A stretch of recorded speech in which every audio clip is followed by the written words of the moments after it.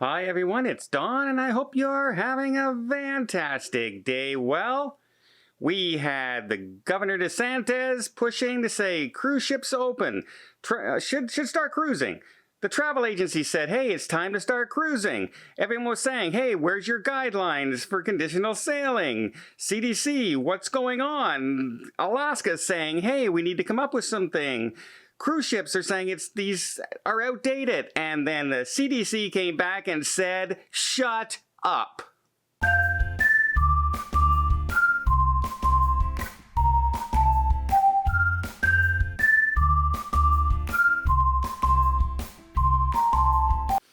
That's right. I honestly think that these were basically, okay, you want some guidelines? Here's some guidelines for you.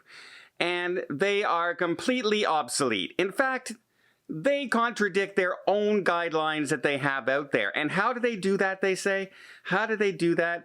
Well, we all know what they've already released if you've already been fully vaccinated, that you can visit people, you can go into indoors with other vaccinated people in a hall of 200 people if you want, as long as everyone's been vaccinated. You don't need to wear a mask, you don't need to self-isolate and all this other stuff. So what do they do in the cruise line industry? They say that we recommend that you come up with your own guidelines and procedures, the port authorities and the health officials for dealing with the cruise lines, and we recommend that you follow our guidelines for fully vaccinated people. Well, wait a minute. Fully vaccinated people have a lot of things they can do, yet you're bringing out all these restrictions for the cruise lines. It doesn't make a lot of sense. Here's an example of a completely arbitrary and ridiculous ruling from the CDC. They are saying that you cannot occupy, people who are embarking and disembarking cannot operate in the same enclosed or semi-enclosed space for 12 hours. So if you're getting on a cruise ship, you can't occupy the same terminal or the same gangway as somebody who is coming off the ship in the same 12-hour period. So a gangway. So the gangway going up that they can clean every 10 seconds if they want. Everybody gets off the ship, they clean the gangway with disinfectant and sterilize it and everything. It's semi-outdoors.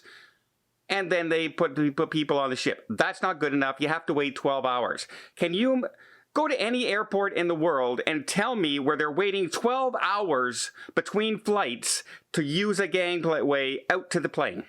Because there is no difference. There's no difference from a gangway going to a plane and a gangway going to a cruise ship. But they don't have that regulation in for the airlines. In fact, they have no regulations for airlines at all. Let's put that plain and simple. They have no regulations at all for airlines. You can go side by side. In fact, with the new guidelines that are out there for international travel, they only recommend that you continue to wear your face mask and social distance. They recommend it. But there's no order saying that you now have to wear a mask on an airline. It's not there. The CDC guidelines do not say you have to wear a mask on a plane. They just recommend it. But oh boy, the things that they're putting up in front of the cruise ship. Here's another perfect example of it. They're saying that you have to have ways to hospitalize and evacuate any COVID potential worst case scenarios on a cruise line, and you have to come up with signed contracts with the health provider. So say you go to a hospital in Miami and you say, okay, we would like you to say that if we have an outbreak of up to this many people, you can still cover it and look after the passengers, etc. Well, that sounds great, except you have to do that for every single cruise ship and every single cruise line. So if Carnival in Miami in a normal week would have 8 cruises out of Miami, and Norwegian would have 3 or 4 cruises out of Miami. Then you have 2 MSC cruises, you have 4 Princess cruises, you have 2 Holland America cruises, you have 4 MSC cruises. You see where I'm getting at? The health authorities have to take all that into consideration when they're signing these contracts with the cruise lines to say that they can handle the capacity of worst case scenarios in case something happens. It's just arbitrary rule after arbitrary rule. They also recommend, hey, port authorities and cruise lines, you should hold seminars and training sessions and camps, if you will, for your people who will be interacting with other passengers and recommending the vaccines to them, telling them how important vaccines are. You know what? Just make the darn things mandatory to start. How simple would that have been, CDC? Just make them mandatory to start. For the first 3 months of cruising, only crews that have been fully vaccinated and only passengers who have been fully vaccinated can cruise. End of this discussion. That's what they're doing in the rest of the world. That's what they've done everywhere, and cruises have sailed safely everywhere. The only place that we seem to be stuck here is the archaic thought processes of the CDC, who just cannot admit that the only reason there were outbreaks in the beginning on the way of when this all happened on the cruise ships was they goofed up. They didn't know what, and you know what? It was okay to goof up because they didn't know what they were dealing with. They made a mistake. They kept people on the cruise ships. They kept them isolated in cabins with poor ventilation systems, including inside cabins. Had they just taken people off the ship and put them in a hotel someplace, all of that would have been avoided. But no, they goofed up. But they can't admit they goofed up. They said, look at the spread on the cruise ships. Look at the spread on the cruise ship. No, they only spread because you did the wrong thing. There's a whole bunch of other things that now are in place. Social distancing, less people, sterilization, new ventilation system, testing, vaccines. All this is in place. Follow your own science, CDC. Follow your own science. But you can't. So when will we see cruises again in the United States? Well, let's look at the minimum amount of days. In order to apply for your first test cruise, you have to comply with the current regulations of Phase 2A. If you manage to get all that done and get the signed documents, and those documents are approved by the CDC, and you don't have to go back and get changes and alterations and anything like that, then you have to take 30 days to apply for the cruise, for your test cruises. Then once your test cruises are done, and you've passed the certificate, and they say, okay, your procedures are good, you've done enough test cruises, because they can say, do 1 cruise, do 10 cruises. We don't know how many they're going to be forced to do. But once they clear that hurdle that's put in place that, by the way, no other country in the world has implemented, no other health authority in the world has implemented, no other right-thinking, smart... I'm going off again. Here we go. Once you pass all that hurdles, and you're ready to apply for the conditional sailing order to bring passengers on board, you have to apply for that 60 days in advance.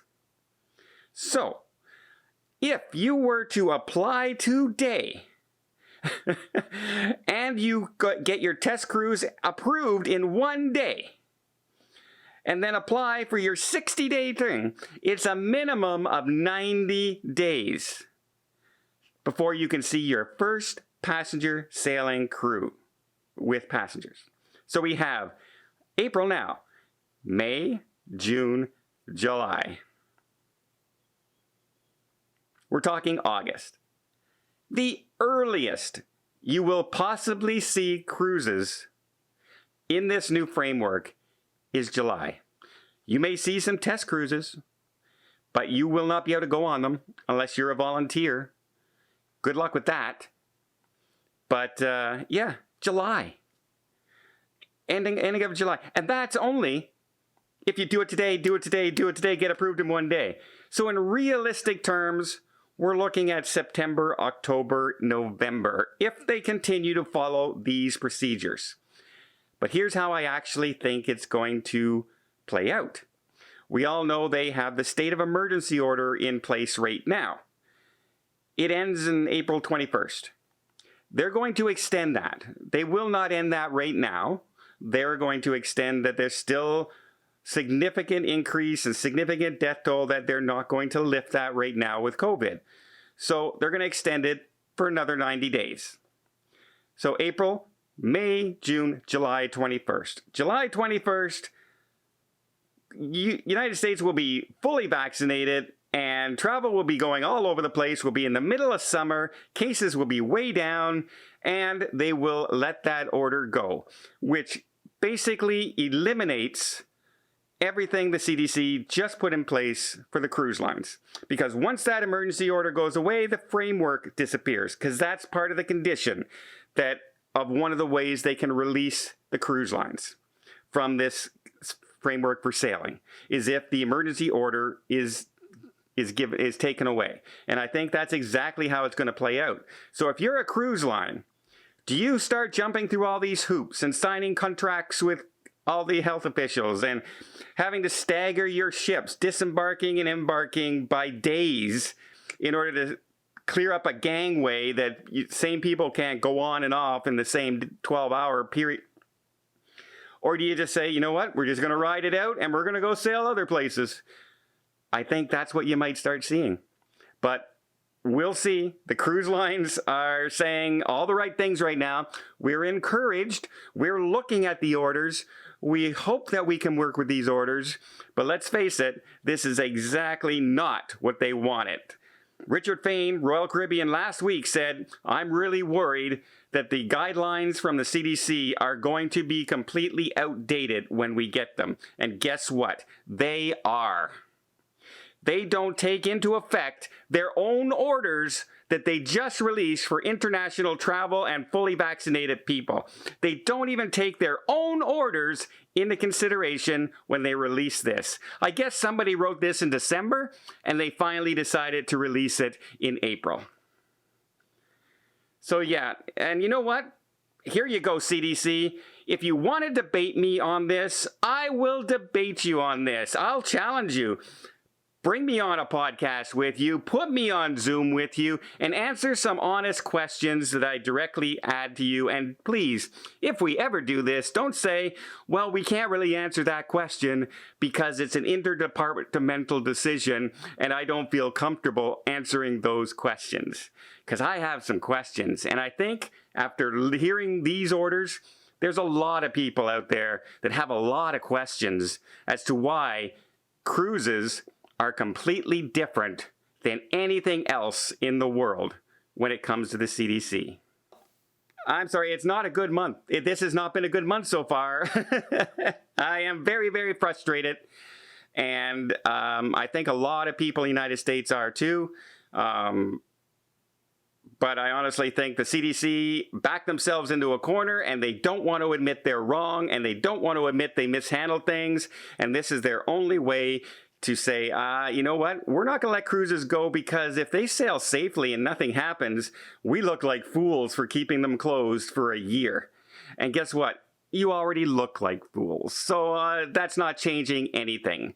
Well, I hope you appreciate this video. I'm sorry for the rant, but I mean, they deserve a rant. They absolutely deserve all the scold and scoffing that the cruise industry will give them from now on. I just hope the CEOs of the cruise lines just say, you know what, we've had enough. We've had enough, and we're just, forget about it. Dear CDC, we're not sailing out of US ports until you change the framework for sailing. We're going to the rest of the world. Bye-bye. See what happens. I mean, it can't get any worse, can it? Well, I guess you should never challenge worse.